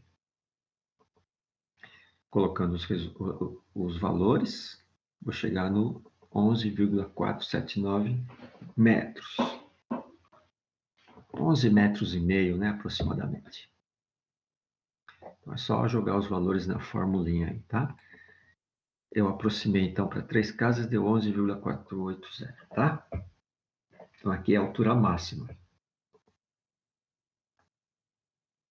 A partir daqui, ele começa a descer, né? Tempo que a bolinha leva para atingir o YA. Vamos lá. A formulinha é essa. Ó. O professor lá, ele explicou como é que chega nesse tempo, tá? Só que aqui eu já tenho a expressão pronta para vocês usarem, tá? V0 seno alfa dividido pelo G, 1,53 segundos, aproximadamente 1 segundo e meio, né? Aqui está a resposta, 1,53 segundos. Ok? Então, o desenho é para explicar. Olha só. Para atingir esse ponto, leva 1 segundo e meio, né? 1,53. Então, para chegar no máximo alcance, vai ser 1,5 vezes 2, aproximadamente 3 segundos aqui, tá? Bom, estamos aqui ainda, né? Nesse ponto aqui. Então, máxima altura alcançada nesse tempo aqui, ó, 1,53 segundos. Agora, a coordenada XA correspondente a YA. Vamos voltar um pouquinho à transparência. Eu tenho o YA, só que eu não tenho o XA. Aqui. Vamos calcular. O XA é exatamente o uso desse recurso aqui, ó, dessa fórmula, né? V0 quadrado vezes cosseno alfa seno alfa dividido pelo G. Colocando os valores, XA vai ser 39,766 metros. Praticamente 40 metros, né? Tá? Vou voltar então. Se aqui vai ser 40 metros, aproximadamente, né? 39 metros, e em B vai ser quase 80 metros, né? Uns 79 metros, porque é o dobro, né? Tá? Vamos ver. Vamos ver se isso vai ser verdade, né? Então, achei aqui o XA. Aqui está, então, o desenho mostrando que nós já conseguimos. Ó, o YA, a máxima altura. Aqui, na verdade, é metade do caminho percorrido, né? O XA, alcançado no tempo 1,5 segundos, aproximadamente. 1,53. Próxima pergunta. Valor do máximo alcance XB e o tempo TB. Basicamente, já sabemos, né? Agora, vamos calcular. Então, XB vai ser 2 vezes o XA, vai dar 79,53 metros. E o TB vai ser 2 vezes o TA. 2 vezes 1,53, 3,06 segundos, conforme era esperado, né? E aqui estão os resultados. Aqui eu tenho tudo que eu consegui fazer, né, do nosso exercício. Em B, o ponto de impacto vai ser em 79,54 metros, não é? Então, se eu tivesse com um canhão ou um obus ou qualquer coisa, eu já saberia que se eu vou atingir ou não, antes de dar o tiro. Por que será que tem que ser antes de dar o tiro? Se for uma bolinha dessa aqui que custa, vamos supor, R$ 20, por exemplo, e você errou, você perdeu R$ 20. Tá? Se for um tiro verdadeiro mesmo, que custa R$ 1.000, se você der o tiro e errar, você perdeu R$ 1.000. É assim que funciona. Então, por isso que tem que ter precisão no tiro, né? É verdade que eu falei, tá? Mais ou menos esse valor mesmo que custa na média, né? Os mais simples tiros aí. Um antiaéreo deve custar uns R$ 300, R$ 400 por ali, né? Escrever a equação geral do movimento da bolinha na forma y é uma função de x, usando 5 casas, né? Agora, ao invés de 3, vou usar 5, por que será, né? Vamos ver por quê. É o seguinte, a equação do movimento y em função de x é essa equação aqui. Ó. Se vocês observarem, este é o coeficiente A e este é o coeficiente B. Não tem o coeficiente C. Então, é alguma coisa vezes x quadrado mais alguma coisa vezes o x. Então, esse alguma coisa é o coeficiente A. E a tangente alfa é o coeficiente B. Então, a fórmula está pronta. Esta fórmula fornece aquela parábola, né? A equação da parábola, na verdade. Colocando os resultados, os valores, né? Obtemos os resultados. Por aqui, 0,0072. Então, como tem 00 aqui, seria bom colocar mais casas decimais, né? Foi isso que eu fiz, colocando 5 casas, né? Senão a precisão fica comprometida, né? Tá? E aqui eu coloquei o resultado, então. Então, repare que é menos 0,00726, então é que é negativo, significa que o coeficiente A é negativo, a parábola é de boca para baixo. Lembram disso? Tá? E não tem o Czinho, porque uma das raízes é o zero, né? Exatamente o que eu comentei, quando aquele coeficiente A é menor que zero, a parábola é de boca para baixo, eu tenho duas raízes, só que no nosso caso já sabemos que uma das raízes é zero e a outra é o xb, né? Tá? Nós estudamos isso na lista 1, na verdade, né? Então, aqui estão as explicações. Ó. Esse coeficiente aqui, aumentando a imagem um pouco, né? Esse coeficiente aqui é o Azinho, tá aqui, ó. A tangente do alfa é o Bzinho, x. E o zero, que não está escrito, é o c. Definindo, então, uma y é uma função em x, equação do segundo grau com duas raízes reais, sendo que o x duas linhas é o ponto de impacto. Tá? Acabou! Ok, vamos interromper o compartilhamento, então. Voltando aqui à nossa sala de aula.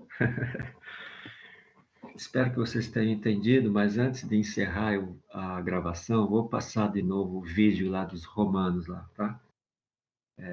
Para vocês lembrarem. Eu acho que não precisa gravar, né? Eu vou passar sem gravar mesmo. Eu vou interromper a gravação e dando por fim finalizada a teoria. Na semana que vem, eu volto nesse assunto balística, fazendo a revisão. Vamos encerrando, então. Parar a gravação. Espero que vocês tenham entendido, né? Não é tão difícil, né? É mais fácil fazer balística do que fazer integral, né? Parando, então. É mais fácil balística, prof, do que... E, Não é tão difícil porque ele é uma velocidade constante, né? Nesse caso nosso, né? exato.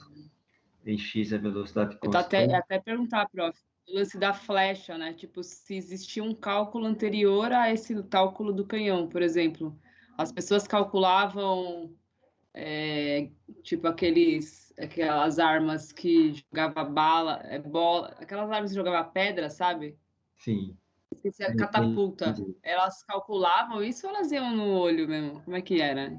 Calculado, calculado. Calculado, né? Bom, é evidente que lá no passado não havia recursos computacionais, né? Então é aquilo que eu estava falando para vocês. É assim, eles usavam tabelas, nós usávamos também quando eu trabalhava, como a gente está às vezes em campo de tiro, não dá, já tinha calculador, evidente, computador tinha, mas a gente fazia 3 lançamentos pelo menos, né? O primeiro tinha um instrumento óptico, né? E vimos o alvo, né? Bem próximo, tinha umas ferramentas lá para a gente usar, o ano, a experiência do artilheiro também.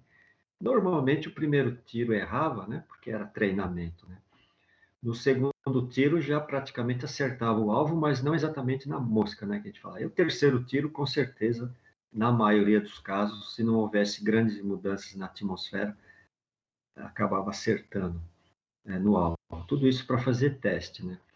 Mas como você falou, era no chute, mais ou menos. Nós disponibilizávamos tabelas de tiro e às vezes uma calculadorazinha lá para fazer algum cálculo rápido, porque as tabelas elas envolvem pressão atmosférica, umidade relativa do ar, temperatura, altitude, várias coisas, quantidade de pólvora, várias coisas lá, tá? Massa do objeto que também envolvia depois o tipo de arma, né?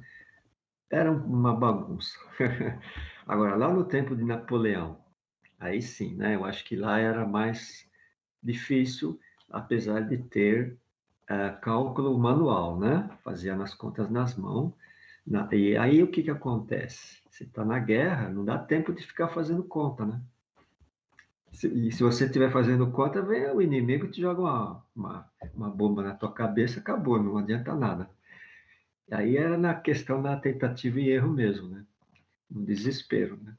Mas a artilharia atual, não, ela, computacionalmente falando, ela é muito precisa, então faz os cálculos, é o que acontece hoje, né? Tem todo o aparato automatizado já, né? Praticamente, essa é a guerra natural, né? E o arqueiro de flecha tem, né? Os arqueiros que vão em campeonato, né? Em Olimpíadas, né? Eles fazem os cálculos, pelo menos que eu saiba, né? Na experiência, né? Porque aquele arco, né? Ele tem o arco, tem a corda, tudo tem uma flexibilidade ali que também é calculada, tá?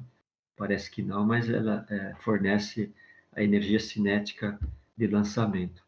Aliás, as armas de fogo, né, elas são controladas assim, pela energia cinética de lançamento, né? Até a que alcance ela vai, tudo isso aí. Então, hoje nós temos possibilidades de ter esses valores aí na prática. Mas como vocês vão fazer um jogo, vai ser na base da simulação, né? Vocês jogam as variáveis e por tentativa e erro, né? Não vai ter desperdício até acertar o melhor caminho, né? O melhor programa, o melhor algoritmo, né? E assim por diante. Vai muito da criatividade, né? Se você pôr um vento contrário, dificultar para o jogador, né? Também pode ser feito isso aí. Bom, deixa eu falar do vídeo aqui. Bacana, prof. Obrigado. Ah, Valeu. Nosso jogo ele vai envolver um pouco disso porque ele envolve esportes e coisas tipo legal. taco, né? Então Tá, vai envolver um pouco de balística. certo. Eu vou mostrar o vídeo dos romanos aqui. Eu não lembro se vocês assistiu ou vocês assistiram, né? Vou passar de novo, então. É assim, lá na Europa, eles gostam de retroceder no tempo, né? Isso é muito comum lá em vários países, tá? Eu vou mostrar o vídeo aqui para vocês. já que a Amanda, né, fez o comentário, vamos tentar mostrar o vídeo aqui. Espera lá, espera um pouquinho aí que ele vai chegar aí. Eu acho que alguns de vocês assistiram, né? Vamos lá. Vamos compartilhar.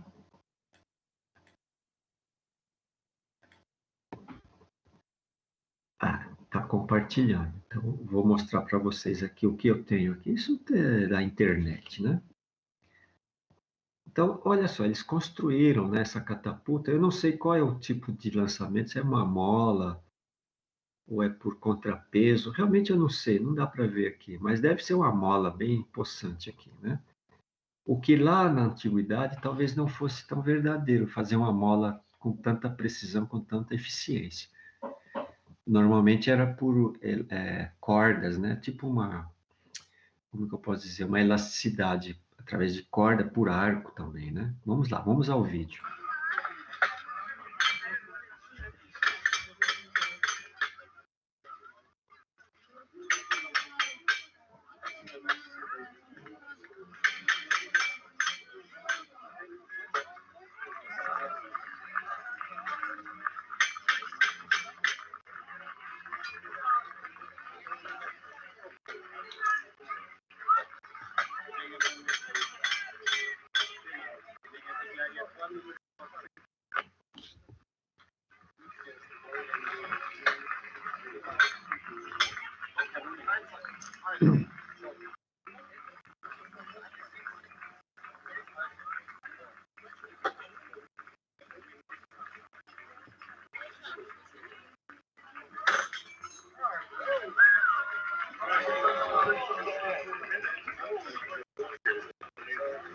Ele errou o alvo, né? Bom,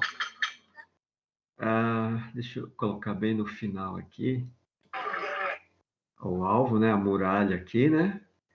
Deve ter acertado um tiro, talvez, aqui, mas acabou errando, passou por cima, né? Aquela coisa que estávamos comentando aqui, da tentativa e erro. Esses, vamos chamar de esportes, né? Em alguns lugares da Europa, na Alemanha, na França e outros países, eles reconstroem, né, as artilharias para demonstração, né? Coisas da curiosidade histórica aí, tá? Certo? Eu vou passar esse vídeo para vocês depois também. Na internet tem bastante coisas do gênero, né? Eu peguei da internet isso aqui, do YouTube, né? E é isso aí. Deixa eu ver aqui os comentários, então. Teria como fazer uma comparação com flechas nessa época de Napoleão? Imagino que o mesmo é muito mais rápido, sim. Eu não sei dizer qual é a velocidade de lançamento de uma flecha, de um arco e flecha. Tem aquela chamada besta, né? Que é uma arma que foi muito usada antes do aparecimento da arma de fogo, né? Era usada as bestas. A besta é uma flecha, na verdade, né? Com um dispositivo mais fácil, mais rápido, mais ágil de ser armado, né? Muito usado lá nas invasões dos castelos, né? E depende da flexibilidade do arco, né? O arco tem que ser flexível, não pode ser muito xoxo, né?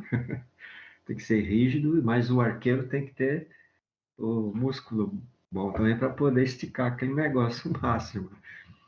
E esse esticamento é a transformação para energia potencial.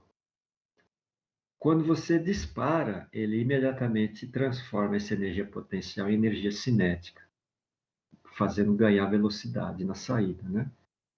Então, aí depende da velocidade inicial, o lançamento, né? A distância de lançamento, etc.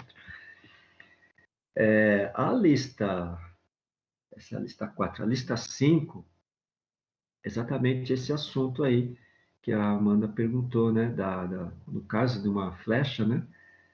Eu vou fazer vocês resolverem um exercício com parâmetros do gênero. Não sei se vai ser o que ela pretende estudar ou fazer do exercício, mas vai ser talvez parecido, porque eu vou jogar energia cinética, energia potencial, vocês vão resolver, vocês vão ver. Tá? O arqueiro usando a flecha mesmo e atirando, né? Um Beleza. estilingue. É um estilingue, na verdade, não é uma Eu flecha. estava pensando aqui se a energia potencial, o braço ele já tem uma energia potencial parado, por exemplo. Se eu vou dar um soco numa pessoa, tá pensando nisso agora? Uma loucura, sei lá. Ele tem uma energia dele, não tem? Como que eu Isso. chamaria essa energia, por exemplo? Tá parado meu braço e aí eu tenho que Aí projetar ele na cara de alguém. Isso é é energia potencial ou não tem nada a ver? a Tipo, sua força, a sua capacidade de dar um impacto, né? A sua aham, capacidade de...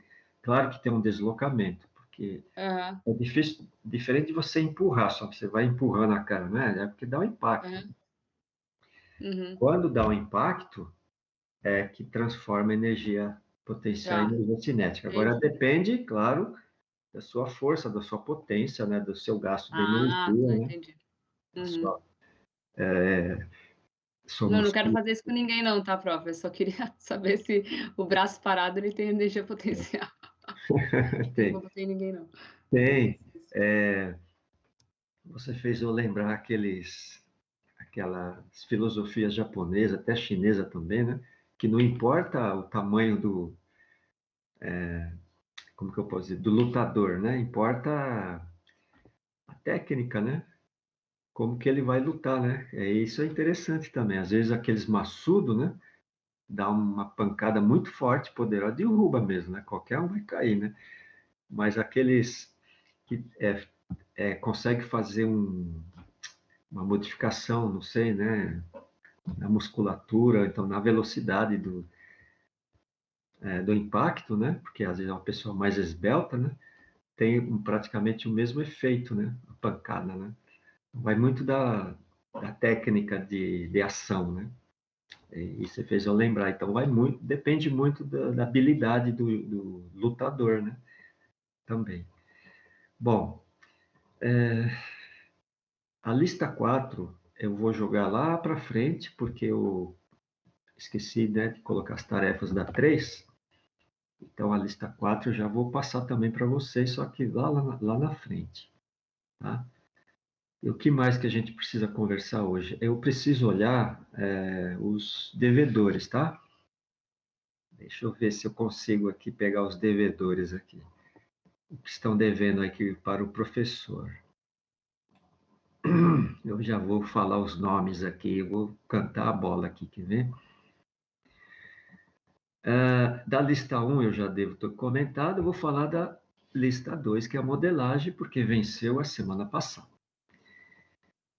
Matheus Alves entregou, Leonardo Amano entregou, Eric Araújo visualizou, Pamela Araújo entregou, Rafael Baldi entregou, Rodrigo Belmiro entregou, Evandro Camaforte entregou, Fernando Costa entregou.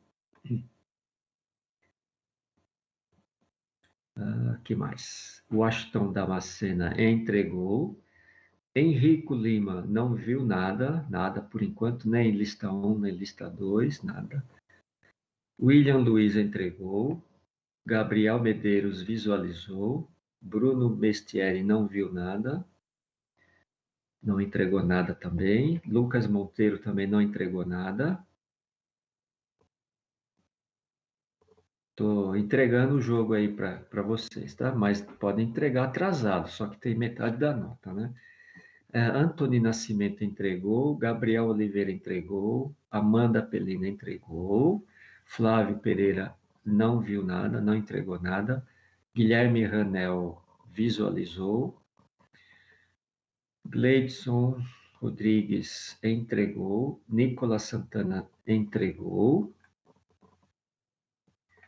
Maicon Santos visualizou, Herbert Serra visualizou, Jeremias Silva visualizou, Jones Silva entregou, Marcos Silva entregou, Maiara Silva não viu nada, não visualizou, também não entregou nada até agora, né? Natália Silva também não entregou nada, Vitor Souza também não entregou nada, Pedro Tavares entregou a lista 2 e Vitor Teixeira também não entregou nada. Aqueles que não entregaram ou somente visualizaram, podem entregar, tá? Lista 1, lista 2, atrasado, mas pelo menos entrega, vai ter a metade da nota, bem? É isso. Vamos ver se tem mais algum assunto aqui. Então, tá. Eu acho que por hoje é só, né? Só preciso agora cadastrar aí os arquivos da nossa aula de hoje e aí a gente faz o encerramento, tá? Vou colocar aqui na pasta dos arquivos, então, e cadastrar também a tarefa aí. Então, vou abrir uma pasta nova chamada lista 4, né? Que vai ser a balística, né? Agora a aula de hoje.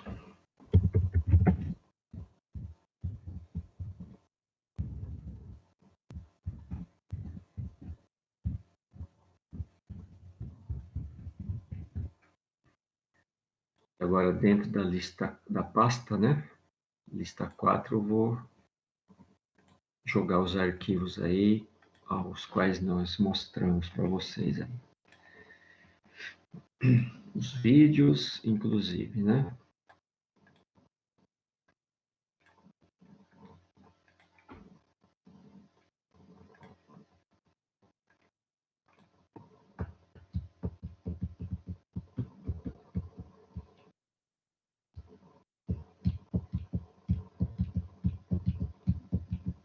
Carregou 2 vídeos já, está carregando o terceiro vídeo.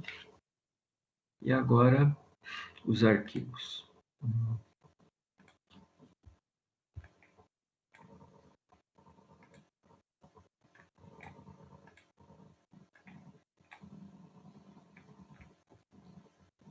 Muito bem, agora sim.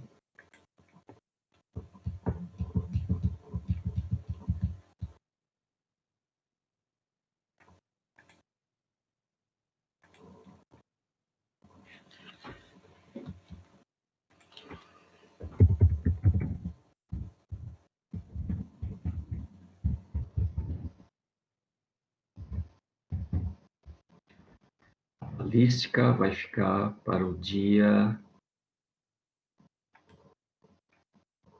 6 de outubro. Então, no próximo mês. Já está cadastrado aí.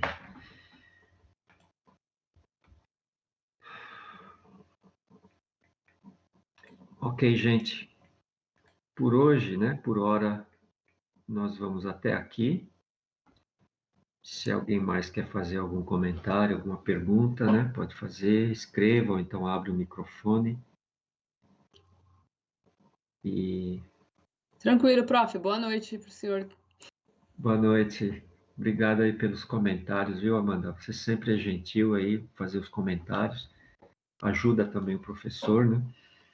A gente marca, então, o nosso próximo encontro na quarta-feira que vem, se Deus quiser, né? Vou fazer a revisão e aí o que eu acabei de comentar, vou começar a fazer a lista, comentar da lista 5, que é isso que a Amanda estava falando, né? O antes do lançamento. A energia cinética e a energia potencial. Vai ser interessante, viu? Até lá. Se Deus quiser, todo mundo junto de novo na próxima quarta-feira, hein? Tchau, viu, gente? Obrigado pela atenção aí, tá? Até. Off.